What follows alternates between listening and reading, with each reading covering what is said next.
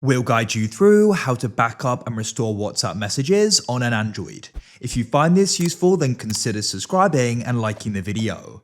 This is really convenient to do.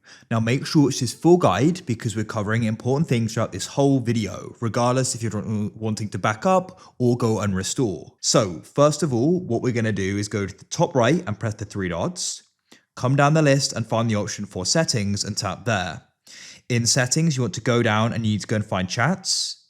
In here, scroll down and find chat backup. So here you can go and see the last backup. So this is going to be the last backup you can go and restore to. You're only going to be able to go and restore to the most recent one. For me, it's the 2nd of March.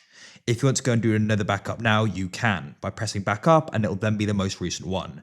But I don't because I want to go and restore to this backup here. Just remember, everything done since that last backup is going to go and be lost and undone. So to go and restore to it, you need to come out of WhatsApp. And then what you need to do is you need to go and find it. So swipe up and you can swipe across.